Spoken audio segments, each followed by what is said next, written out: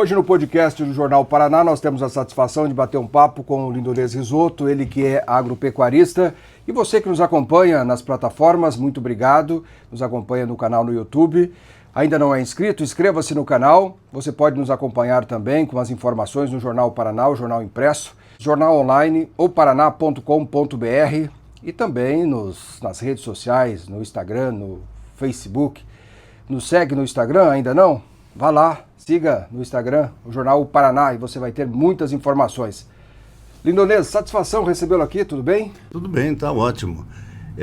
Realmente sempre é um prazer, é muito bom estar conversando contigo, passando algumas informações e também recebendo informações de quanto e de como andam as coisas em Cascavel. Vamos falar sobre o preço do boi, vamos falar sobre essa situação que envolve a União Europeia.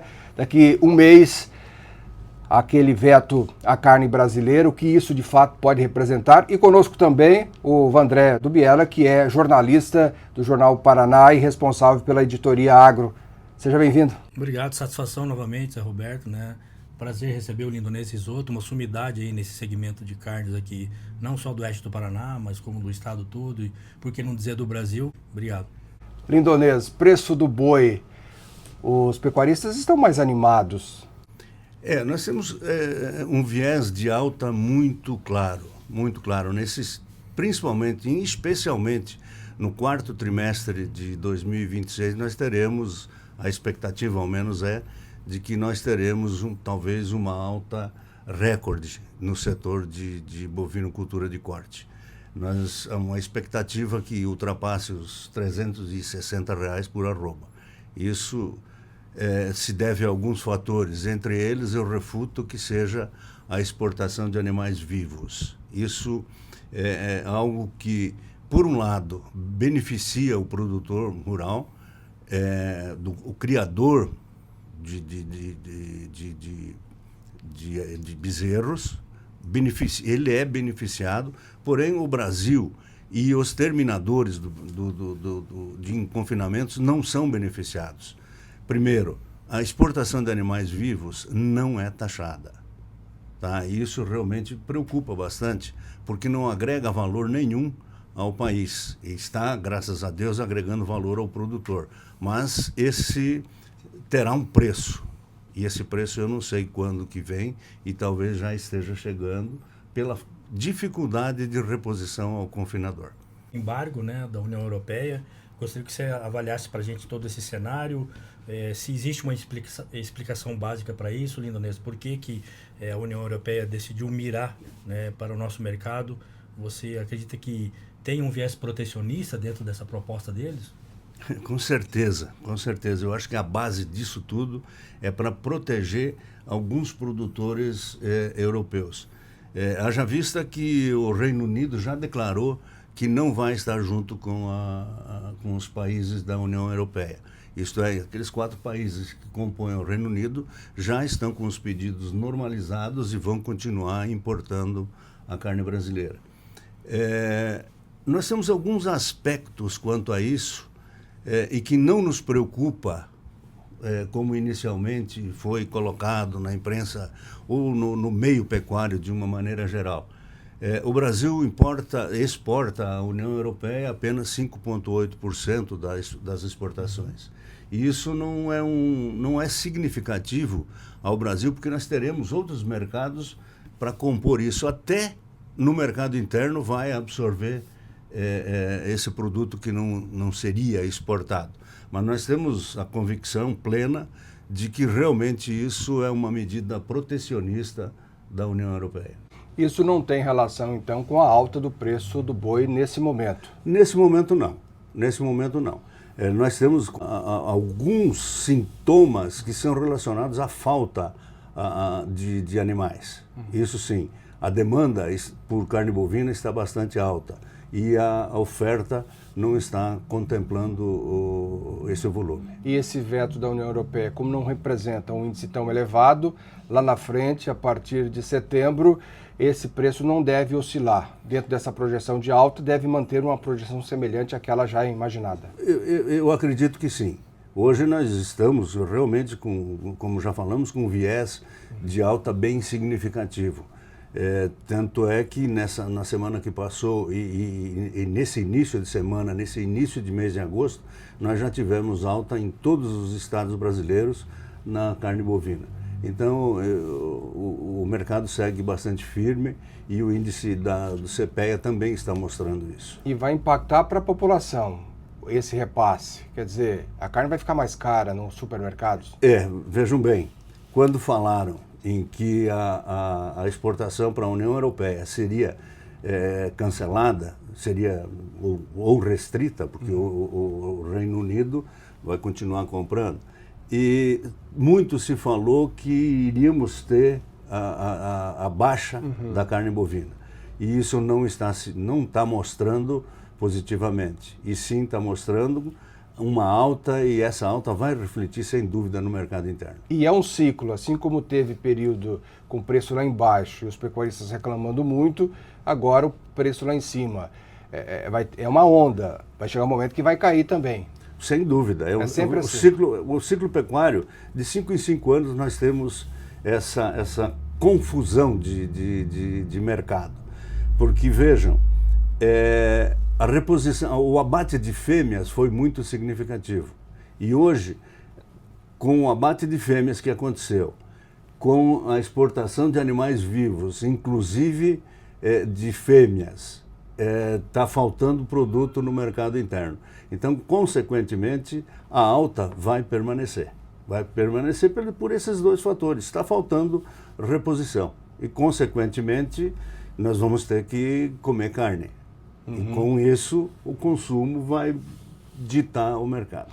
Ficou claro, a gente retomou aqui aos preços, né? A gente vai voltar para a União Europeia, vamos complementar um pouco mais. Acredito que o Vandré tenha mais algumas outras observações. Então, representa 5%, não tem um impacto tão significativo. Me parece mais uma decisão realmente política do que técnica. Agora, se falou também que o prazo a partir de setembro é por um período de 2 anos. O senhor não acredita que isso vai acontecer? Não vai acontecer. Haverá um entendimento entre Brasil e União Europeia? Sem dúvida. Até porque a União Europeia está colocando algumas exigências que não estavam na pauta. Está colocando hoje defesa ambiental. Putz, o Brasil hoje está muito bem nesse sentido. É óbvio que nós temos alguns focos que precisam ser controlados. Porém, isso mostra mais uma vez que a União Europeia está adotando medidas protecionistas. Isso comprova.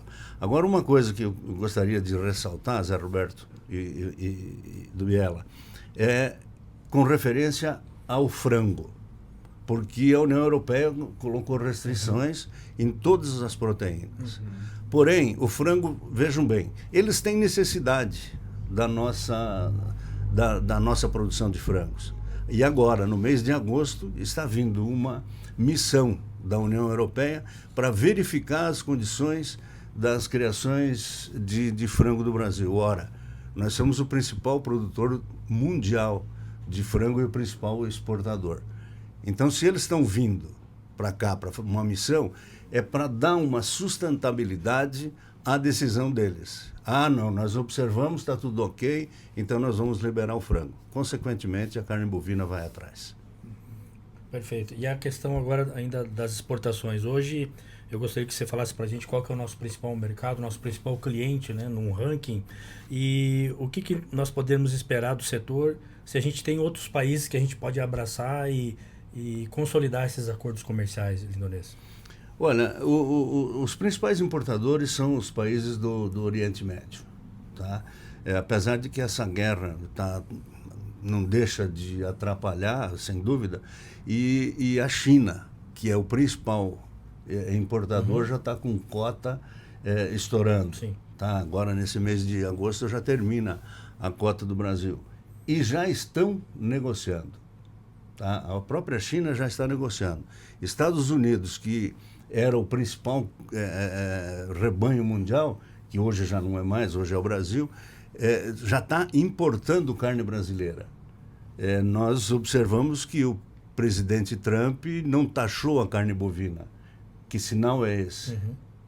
Tá? Porque eles estão precisando, necessitando da nossa produção para abastecer o mercado interno. Então, eu tenho a convicção de que o mercado bovino, tá, do Brasil está em expansão e vai continuar em expansão, porque Estados Unidos e Austrália, que eram os grandes produtores, hoje estão com metade do rebanho que eles tinham há 10 anos.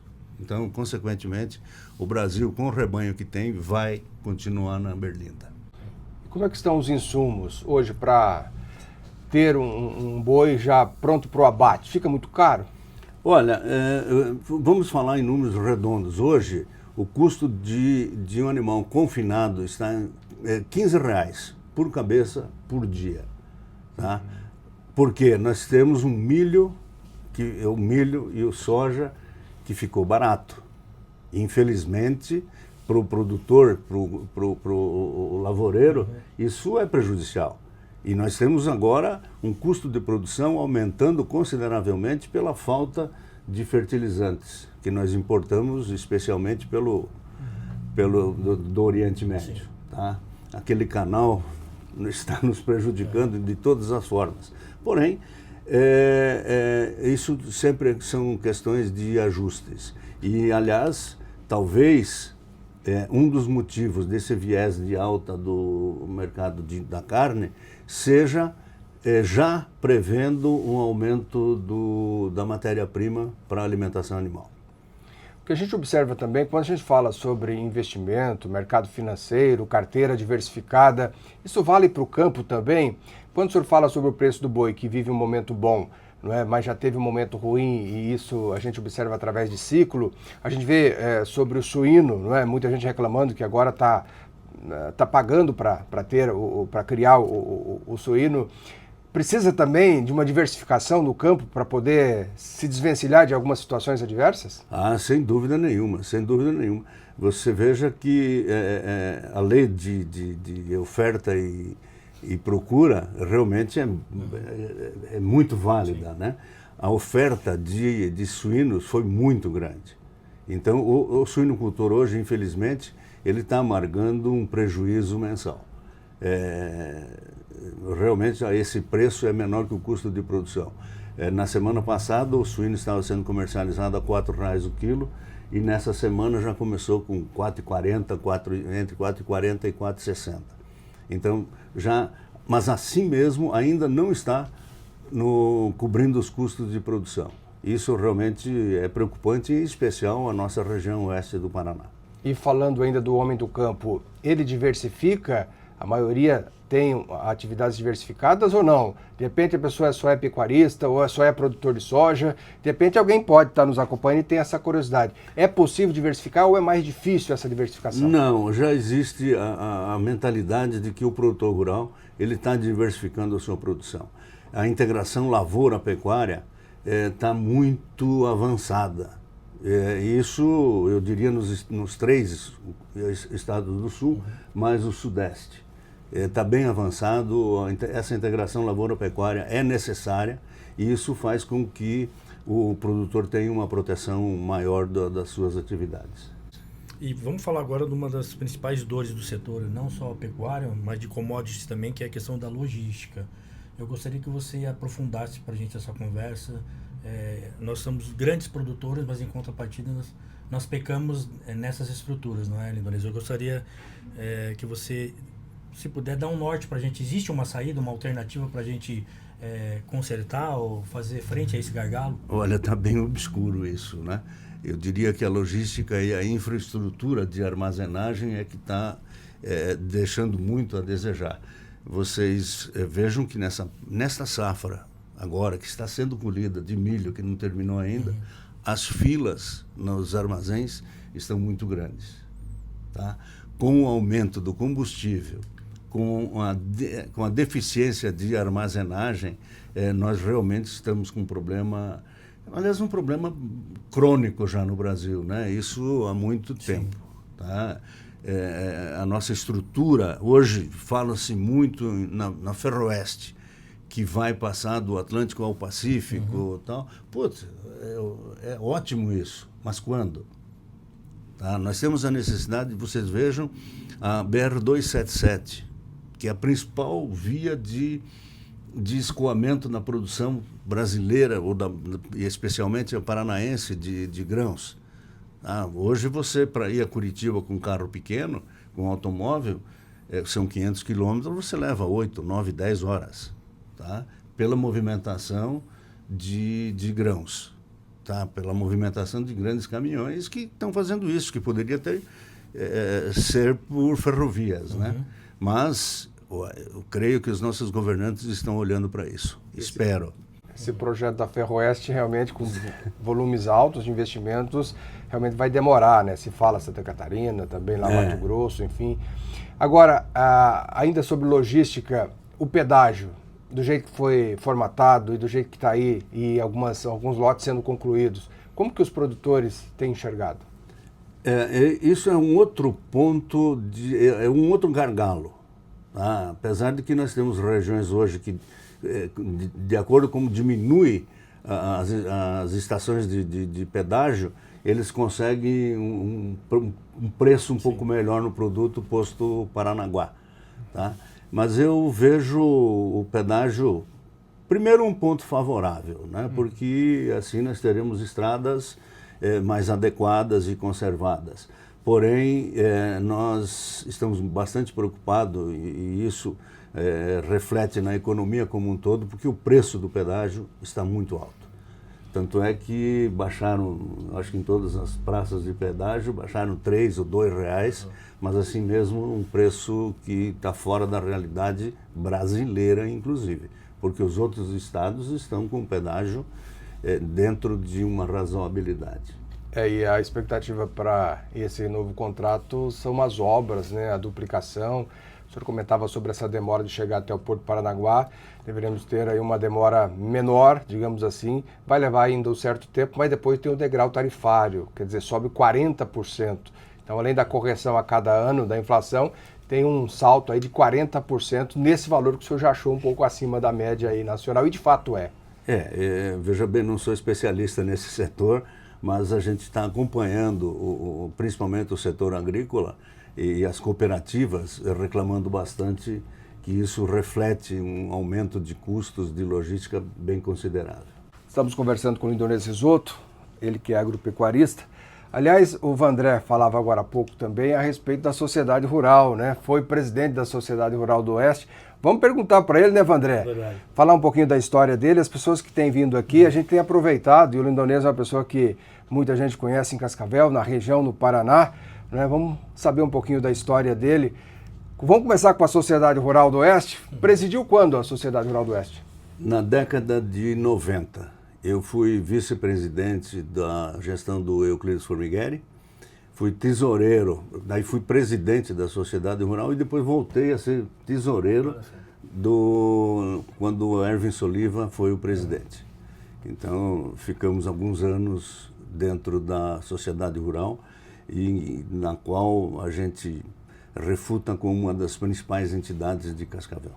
E, na verdade, a Sociedade Rural, né, sempre quando há os encontros lá, fala-se muito que a Sociedade Rural sempre é importante, mas foi muito importante antigamente porque não tinha os adventos tecnológicos que a gente tem hoje, né?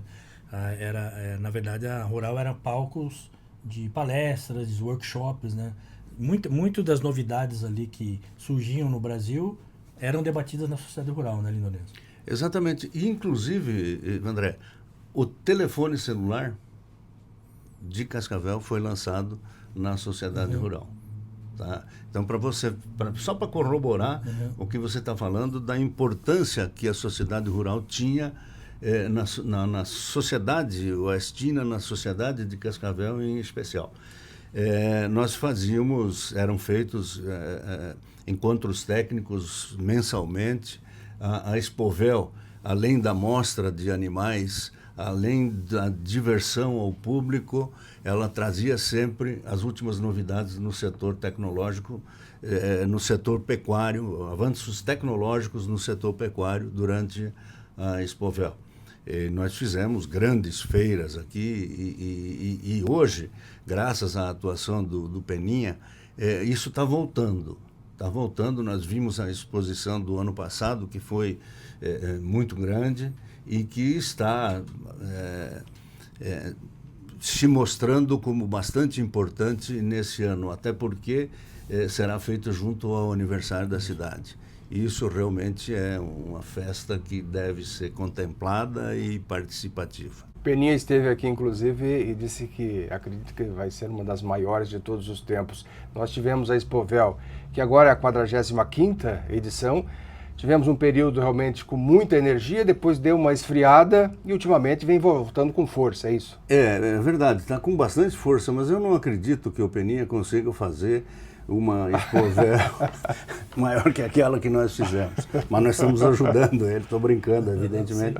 Mas eu acho que a Expovel realmente ela está voltando com bastante força e com qualidade. Tá? Nós temos eventos muito grandes em Cascavel que está atraindo bastante gente, entre eles o show rural. E isso é bastante importante que a sociedade rural reviva os bons tempos da área agrícola do oeste do Paraná. E movimenta vários setores. Quando a gente fala sobre economia, tem um ponto muito positivo aí, porque outros setores que não têm ligação direta com agropecuária, por exemplo, acabam sendo beneficiados. A própria rede hoteleira, com as pessoas que vêm para cá, né? Sem dúvida. E aquelas pessoas que trabalham na organização e na realização e no desmonte do parque de exposições. Gera empregos temporários. Gera empregos, exatamente. Ela movimenta sobremaneira a economia de Cascavel em todos os setores. Eu queria voltar para falar contigo sobre a questão carnes ainda, para falar de carne premium, né? Hoje o brasileiro, né, é um ávido consumidor de carne e ele está elevando a régua, né, Lindonês? Sempre procurando um corte mais nobre, marmoreio. Como que você vê isso hoje, assim? O Brasil, dentro do contexto, assim, comparando com outros países, nós avançamos bastante, temos muito a avançar em relação a essa questão de cortes nobres? Olha, todo mundo olhando para esse detalhe. Nós estamos trabalhando diuturnamente com a carne premium e isto está representando realmente um nicho de mercado bastante considerável. E temos participado de alguns eventos no Rio Grande do Sul, em Santa Catarina, e São Paulo bastante desenvolvido nesse setor. Nós apontamos um nicho de mercado em que as cooperativas de carne estão bastante envolvidas. E, por isso, nós mostramos ao produtor que ele não está sozinho. Quando digo não está sozinho, ele não fica à mercê das grandes indústrias, dos grandes frigoríficos.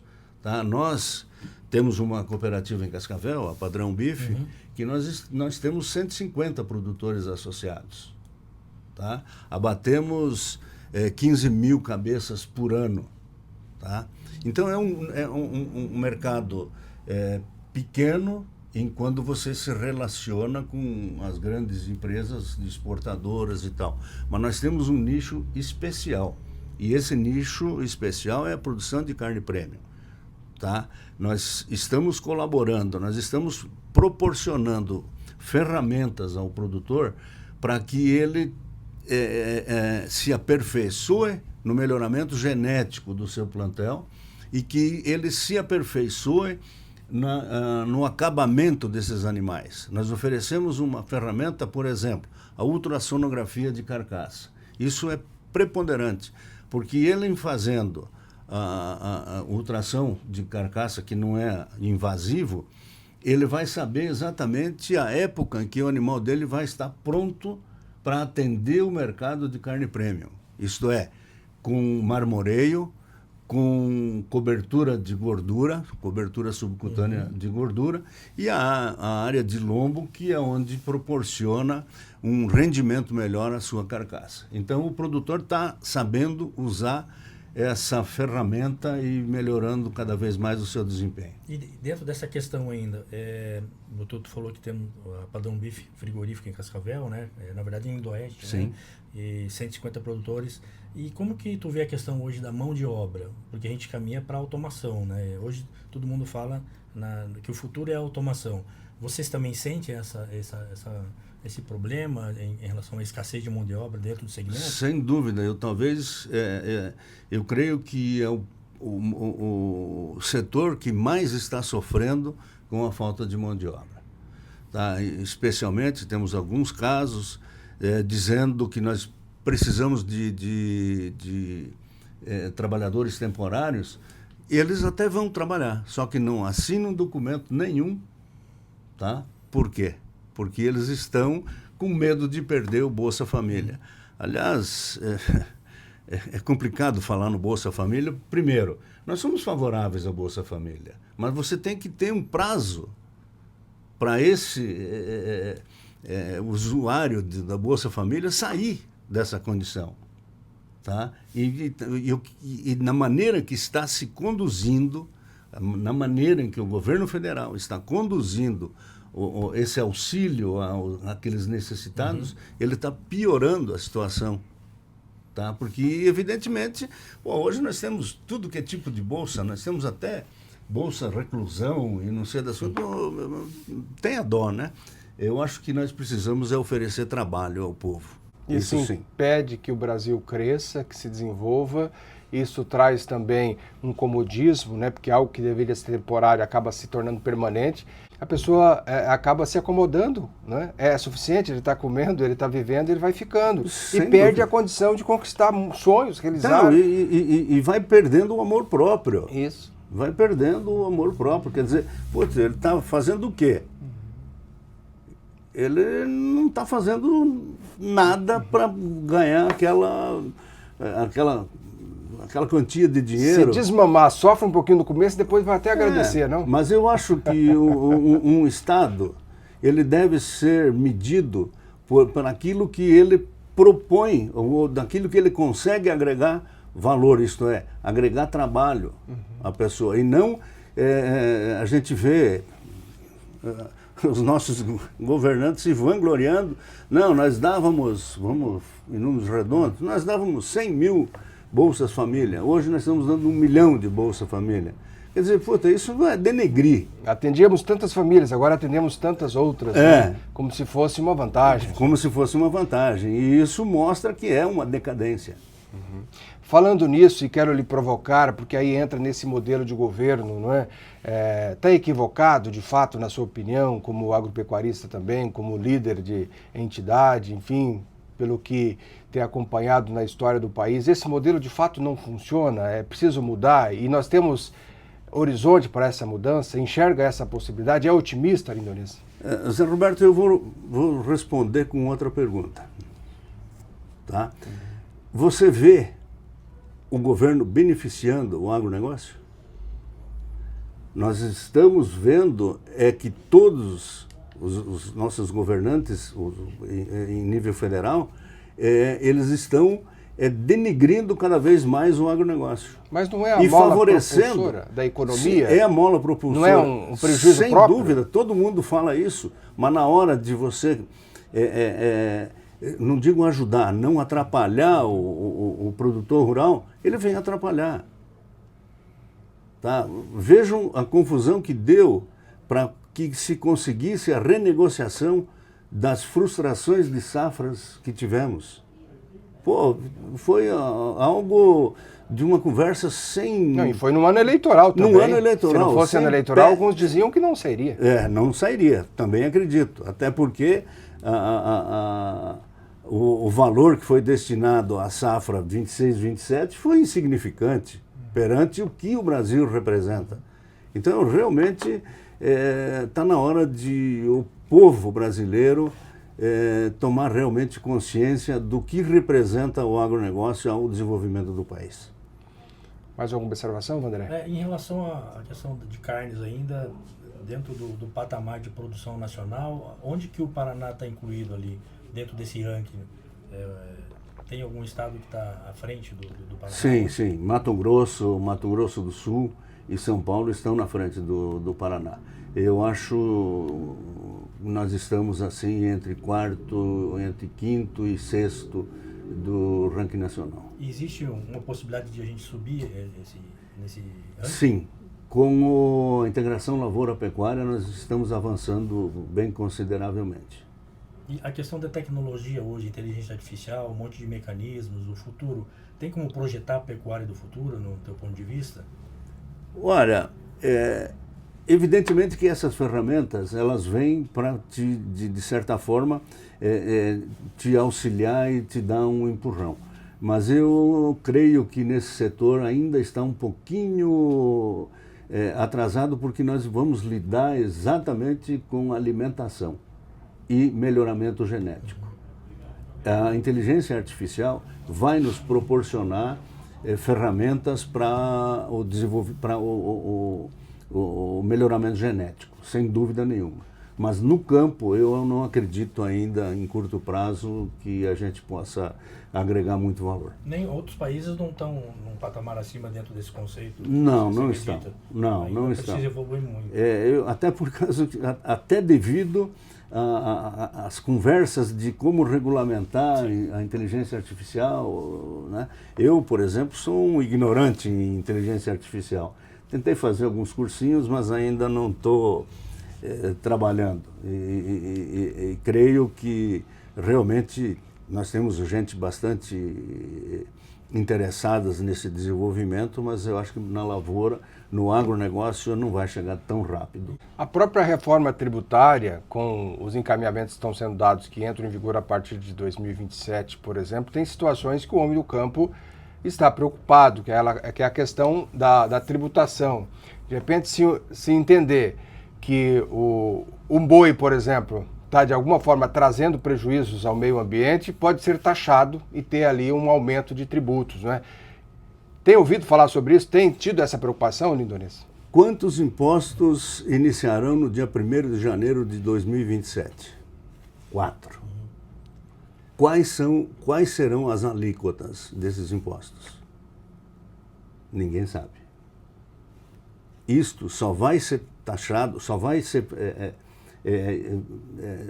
óbvio que já está em estudo, mas só vai anunciar as alíquotas após as eleições. O setor está apreensivo também na expectativa do que possa acontecer. Exatamente. Então, por que não anunciam já a reforma tributária? Eu acho que nem os criadores da reforma tributária sabem o que será a reforma tributária. Outro dia a SIC estava debatendo esse tema, né? E a gente percebe empresários, contadores principalmente, ainda com dúvidas. Os contadores dizendo assim, vamos ver o que vai acontecer. Nós não sabemos exatamente o que está. O desenho não está claro ainda, né? Mas veja, são 4 impostos que daqui a 4 meses, 5 meses, vão fazer parte do nosso cotidiano e nós não sabemos ainda qual é a alíquota. Então isso realmente estão jogando embaixo do tapete, é um jogo obscuro que o Brasil não precisava passar. Vamos aguardar essa questão aí, né? E vamos trazer o debate aqui também para o podcast Jornal Paraná.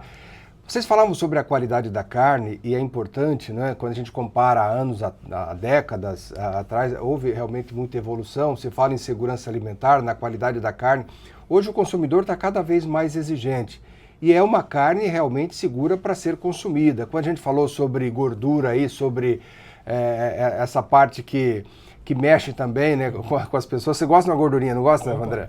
Mas também tem que ter um controle. A gordura, outro dia uma pessoa me indagou, a gordura do boi de hoje, ela é menos prejudicial da gordura do boi de 20, 30, 40 anos atrás ou não muda nada? Porque aí entra a questão da própria alimentação do boi, né? Não muda. Nós temos algo bem nítido, é que o boi de antigamente, ele demorava 4 anos para ir ao abate. E a gordura dele, como era alimentado exclusivamente no campo, tá? A gordura dele era amarela. Hoje, a gordura é esbranquiçada.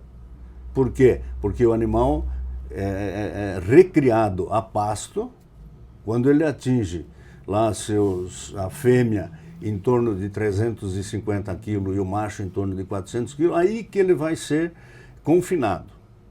Tá? Então, fica em confinamento em torno de 100 dias para atingir uma carne com um bom acabamento. Essa gordura é mais leve, mais pesada, se é que dá para falar assim? A gordura animal, ela não faz mal. Ela é benéfica. Lógico que nada em exagero. Tudo em excesso é prejudicial. Tudo em excesso é prejudicial.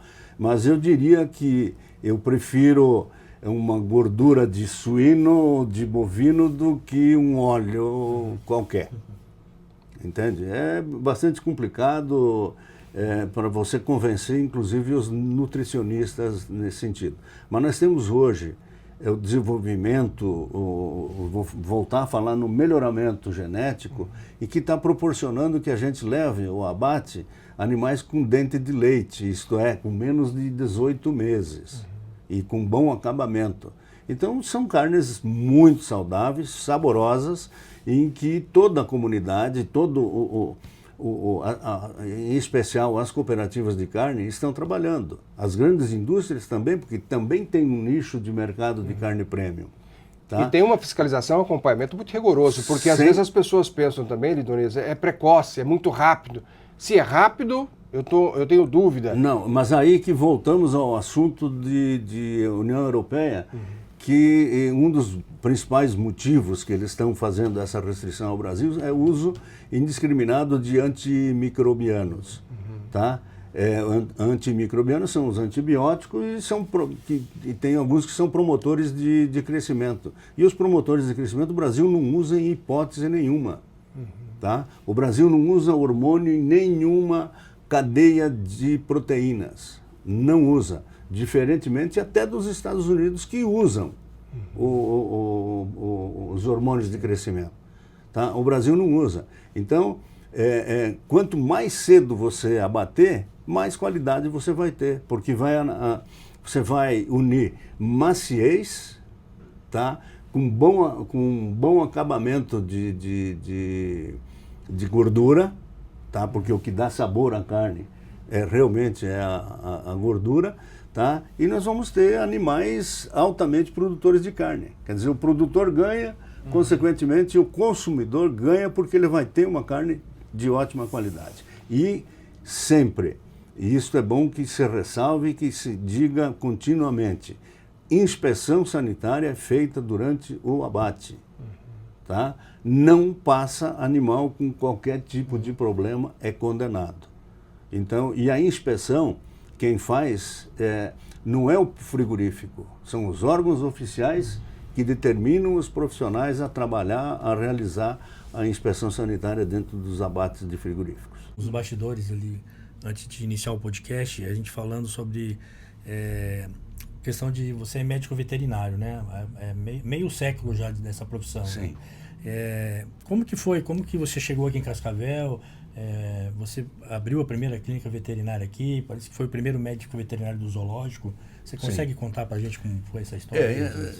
Essa história foi bem legal. Eu estava fazendo um curso de piloto, porque a minha visão era de que eu seria um piloto de um fazendeiro, veterinário e piloto. Mas eu era monitor da disciplina de nutrição animal na Universidade Federal do Paraná.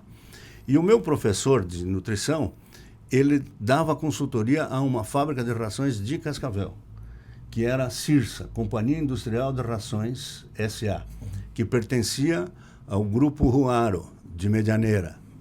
Tá? E aí eles estavam precisando de um veterinário para gerenciar a fábrica de ração. Aí então, em julho de 1976, eu vim a Cascavel. Aí eu vinha uma semana por mês a Cascavel, porque eu ainda estava terminando o curso. Eu terminei o curso em dezembro de 1976. Vocês devem conhecer o Sérgio Brum. Sim. Foi o que assinou a minha primeira carteira de trabalho, foi o Sérgio Brum.